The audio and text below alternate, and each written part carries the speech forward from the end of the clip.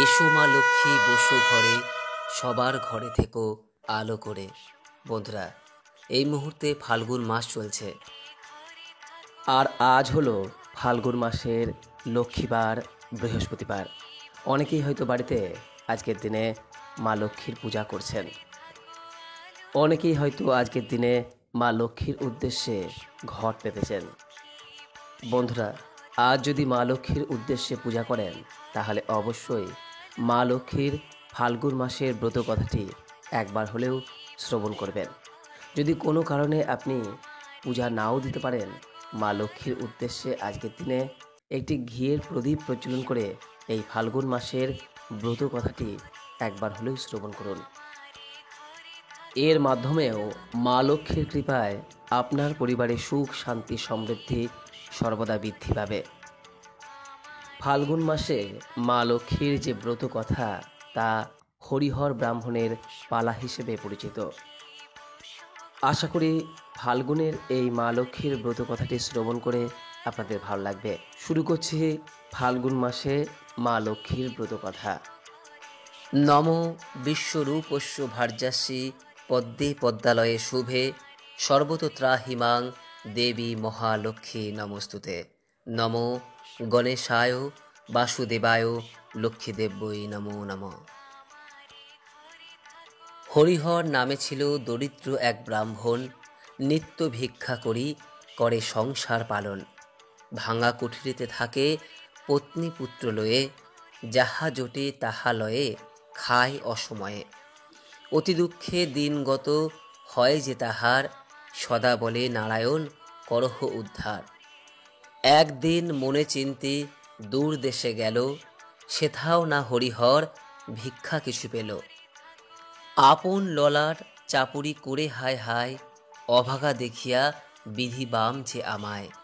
দুনয়নে বাড়ি ঝরে চলিতে না পারে, বসিল পথের মাঝে বটবৃক্ষ ধারে। এক মুষ্টি তণ্ডুল আমি কোথাও না পেনু, স্ত্রী পুত্রের মুখে অন্ন কেমনেতে দিমু। হেনকালে আসে এক দেবল ব্রাহ্মণ, বলে দ্বিজ কি কারণে করহ রোদন। কেবা তুমি মহাশয় কোথায় নিবাস, এখানে বসিয়া কেন ফেলো দীর্ঘশ্বাস। হরিহর বলে শোনো মম পরিচয়, আমি অতি মন্দগতি ব্রাহ্মণ তো নয়। স্ত্রী পুত্র লয়ে করি সংসারেতে বাস, নিত্য রাখে উপবাসে মোরে শ্রীনিবাস। অদ্য আসে ভিক্ষাতরে এই দূর দেশে, কিছু না মিলিল ভিক্ষা আসি পরবাসে। গৃহেতে যাইলে খেতে চাবে পুত্রগণ, কেমনে দেখিব তাহা বল হে ব্রাহ্মণ। হরিহর বাক্য শুনি কহিলা ব্রাহ্মণ, প্রতি মাসে লক্ষ্মী পুজো তুমি যে এখন। গুরুবারে পূজা যে করিবে, লক্ষ্মীর কৃপায় দুঃখ তব দূরে তার যাবে। এ তো শুনি হরিহর বাটি পানে ধায়, আপন গৃহেতে আসি উপনীত হয়। স্ত্রী তার সম্মুখে আসি দাঁড়াইয়া রয়, ধীরে ধীরে হরিহর তাহারে যে কয়। তা শুনিয়া গৃহিণী প্রতিবেশী ঘরে যায়, কিছু কিছু ফল ফুল ভিক্ষা মাগি লয়। ফাল্গুন মাস তাহে গুরুবার, পুজিলেন লক্ষ্মী মায় মনে করি আস। দুঃখ দূর হলো তাহে আনন্দিত মন, ব্রাহ্মণ ব্রাহ্মণী পূজে লক্ষ্মীর চরণ। হরিহর হতে পূজা জগতে আসিল, ক্রমে ক্রমে সকলেতে পূজিতে লাগিল। ফাল্গুন মাসে লক্ষ্মী পূজা যেই জন করে, দেহ অন্তে যায় সেই বৈকুণ্ঠ নগরে। নিবারণ মাগে লক্ষ্মী চরণের ছায়া, করগ করুণাময়ী অধমের দয়া। ফাল্গুন মাসের গুরুবার নির্মল আকাশ, ধীরে ধীরে বহিতেছে মলয় বাতাস।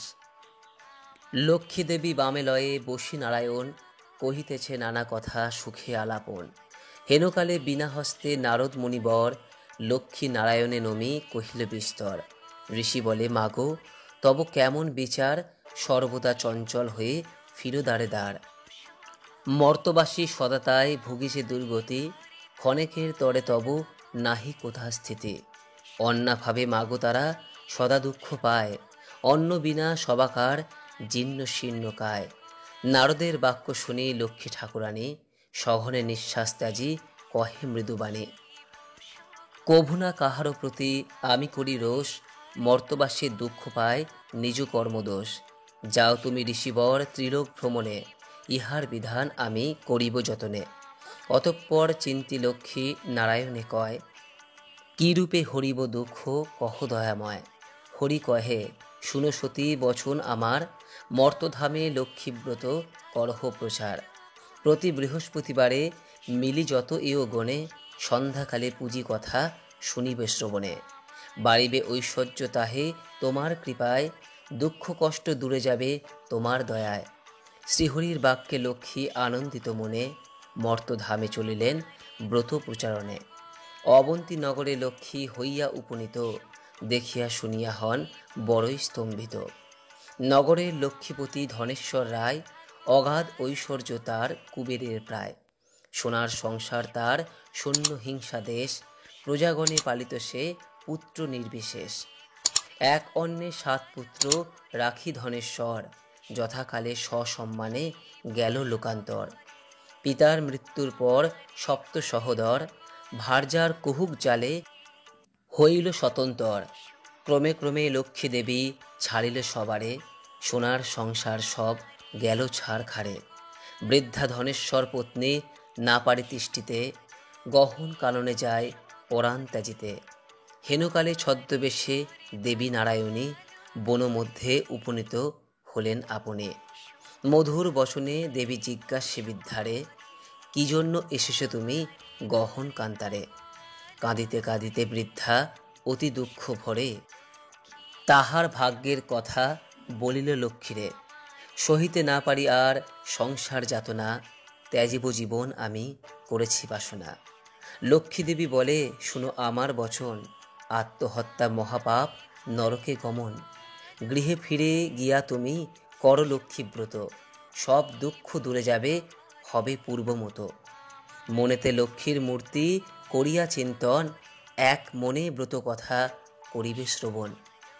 যেই গৃহে গুরুবারে লক্ষ্মীব্রত হয়, সেই গৃহে থাকে লক্ষ্মী জানিও নিশ্চয়। বলিতে বলিতে লক্ষ্মী নিজ মূর্তি ধরি, বৃদ্ধারে দর্শন দিল লক্ষ্মী কৃপা করে। ভূমি লোটাইয়া বৃদ্ধা প্রণাম করিল, আনন্দিত মনে বৃদ্ধা গৃহেতে ফিরিল। বধূদের ডাকি বৃদ্ধা করিল বর্ণন, যেরূপে ঘটিল তার দেবী দর্শন। ব্রতের বিধান সব বধূদের বলে, শুনি বধূগণ ব্রত করে কৌতূহলে। বধূদের লয়ে বৃদ্ধা করে লক্ষ্মীব্রত, হিংসা দেশ স্বার্থভাব হইল তিরোহিত। মা লক্ষ্মী করেন তথা পুনরাগমন, অচিরে হইল গৃহ শান্তিনিকেতন। দৈবযোগে একদিন বৃদ্ধার আলোয়ে উপনীত এক নারী ব্রতের সময়ে। ব্রত কথা শুনি তার ভক্তি উপজিল, লক্ষ্মীব্রত করিবারে মানস করিল। স্বামী তার চিররুগ্ন অক্ষম অর্জনে, ভিক্ষা করি যাহা পায় খাই দুইজনে। এই কথা চিন্তি নারী করিল কামনা, স্বামীরে নীরব কর চরণে বাসনা। গৃহে ফিরি সেই নারী করে লক্ষ্মীব্রত, ভক্তি ভরে সাধ্যে নারী পূজে বিধিমতো। দেবীর কৃপায় তার দুঃখ হইল দূর, পতি হইল সুস্থ দেহ ঐশ্বর্য প্রচুর। কালক্রমে শুভ দিনে জন্মিল তনয়, সংসার হইল তার সুখের আলয়। এইরূপে লক্ষ্মীব্রত করে ঘরে ঘরে, প্রচারিত হয় ক্রমে অবন্তী নগরে। শুনো শুনো এয়গণ অপূর্ব ব্যাপার, ব্রতের মাহাত্ম্য যাতে হইল প্রচার। অবন্তী নগরে এক গৃহস্থ ভবনে, ইয়গণ লক্ষ্মীব্রত করে এক মনে। অকস্মাৎ এলো সেথা বণিক তনয়, দাঁড়াইয়া সেই স্থানে ব্রতের সময়। ধনৈশ্বর্য পূর্ণ গৃহ ভাই পঞ্চজন, পরস্পর অনুগত রয় সর্বজন। ব্রত দেখি হেলা করি বণিক তনয়, বলে একই ব্রত ইথে কিবা ফলদয়। বণিকের বাক্য শুনি বলে বামাগণ, লক্ষ্মীব্রত করি ইথে কামনা পূরণ। এই ব্রত যে করিবে ধনে জনে তার, লক্ষ্মীর কৃপায় হবে সোনার সংসার। শুনি তাহা সদাগর বলে অহংকারে, যে জন অভাবে থাকে সে পূজে উহারে। ধনৈশ্বর্য ভোগ আদি যা কিছু সম্ভবে সবই তো আমার আছে, আর কিবা হবে। ভাগ্যে না থাকিলে লক্ষ্মী কিবা দিবে ধন, হেন কথা কভু আমি না শুনি কখন। অহংকার বাক্য লক্ষ্মী সহিতে না পারে, গর্বের কারণে লক্ষ্মী ছাড়িল তাহারে। ধনমদে মত্ত হয়ে লক্ষ্মী করি হেলা, নানা রত্ন পুণ্য তরি বাণিজ্যেতে গেলা। দৈবযোগে লক্ষ্মী কোপে সহ লোকজন, সপ্ততরী জল মধ্যে হইল নিমগন। গৃহ মধ্যে ধনৈশ্বর্য যা ছিল তাহার, বজ্রঘাতে দগ্ধ হয়ে হইল ছারখার। দূরে গেল ভাতৃভাব হইল ভিন্ন ভিন্ন, সোনার সংসার তার হইল বিপন্ন। ভিক্ষাজীবী হয়ে সবে ফিরি দাঁড়ে দাঁড়ে, পেটের জ্বালায় ঘোরে দেশ দেশান্তরে। এরূপ হইল কেন বুঝিতে পারিল, কেঁদে কেঁদে লক্ষ্মী স্তব করিতে লাগিল। সদয়া হলেন লক্ষ্মী তাহার উপরে, পুনরায় কৃপা দৃষ্টি দেন সদা করে। মনে মনে মা লক্ষ্মীরে করিয়া প্রণাম, ব্রতের সংকল্প করি আসে নিজ ধাম। লক্ষ্মীব্রত করে সাধু লয়ে বধূগণ, সাধুর সংসার হইল পূর্বের মতন। এই রূপে লক্ষ্মীব্রত মর্তেতে প্রচার, সদা মনে রেখো সবে লক্ষ্মীব্রত সার। এই ব্রত যেই নারী করে এক মনে, লক্ষ্মীর কৃপায় সেই বাড়ে ধনে জনে। করজোর করি সবে ভক্তিযুক্ত মনে, লক্ষ্মীরে প্রণাম করো যে থাকো যেখানে। ব্রত কথা যেবা পড়ে যেবা রাখে ঘরে, লক্ষ্মীর কৃপায় তার মনোবাঞ্ছা পুরে। লক্ষ্মীর ব্রতের কথা বড় মধুময়, প্রণাম করিয়া যাও যে যার আলয়। লক্ষ্মী ব্রত কথা হেতা হইল সমাপন, মনের আনন্দে বলো লক্ষ্মী নারায়ণ। জয় মা লক্ষ্মী, জয় মা লক্ষ্মী, জয় মা লক্ষ্মী। ওম নমো নারায়ণ নমঃ। আশা করি দর্শক বন্ধুরা আজকের এই ব্রত কথাটি শ্রবণ করে আপনাদের ভালো লেগেছে। ভালো লাগলে লাইক করবেন, পারলে শেয়ার করবেন। সকলেই ভালো থাকুন, সুস্থ থাকুন। মা লক্ষ্মীর কৃপায় সকলের সমস্ত অভাব দূর হোক, সুখ শান্তি ও সমৃদ্ধময় হয়ে উঠুক, এই কামনা করে আজকের মতো ভিডিওটি এখানে শেষ করলাম। নমস্কার, ধন্যবাদ। ঈশ্বর আপনার মঙ্গল করুক।